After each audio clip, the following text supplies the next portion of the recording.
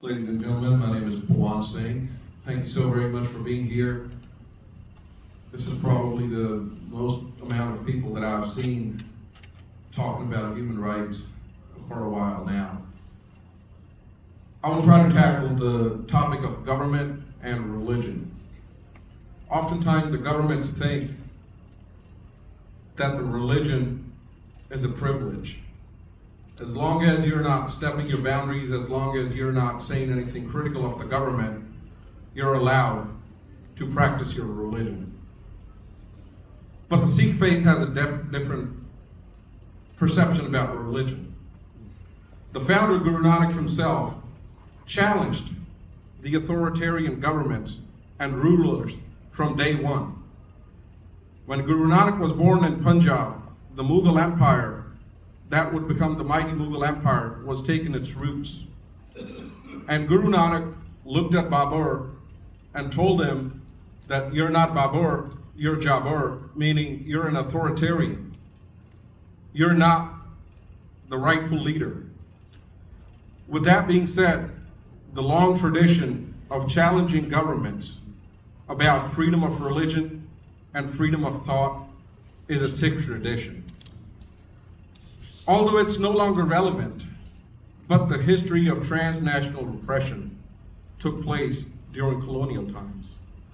When the British government had fully controlled the South Asian continent, the subcontinent, the Indian subcontinent, it started targeting Sikhs that were living in the Western world, be it Canada, be it Sikhs living in California, laying the foundation of great institutions such as UC Berkeley and UC Davis.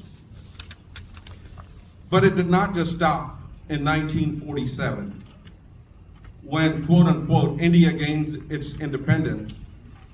Somehow the targeting of Sikh activists did not stop. Not only do we have the state actors, which is India's national government, but you also have non-state actors, be it RSS, be it political wing, BJP.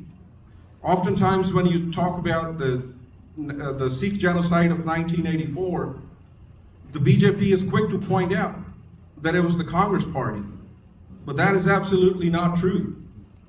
Regardless of what national party is in control in New Delhi, there is no freedom of religion. The beating continues. The genocides, the massacres, they keep on going. If that was the case, when the Congress Party was no longer in control, the BJP should have set the record straight.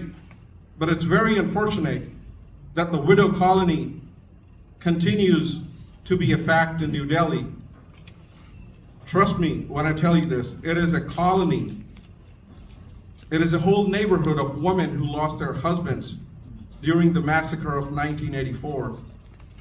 And they call themselves, the Indian government has the audacity to call themselves the largest democracy in this world and a natural ally to us. That is absolutely not true. Let me say two names. Hardeep Singh Nijjar was murdered by non-state actors. They used gangs working at the behest of the Indian government to kill him on Canadian soil. He was a Canadian citizen. And there was another plot that was foiled by US authorities that was to target Gurpatwant Singh Pannu, who's a US citizen on American soil. This has not stopped. Although briefly there were some push from the legislative side, such as HR 9707.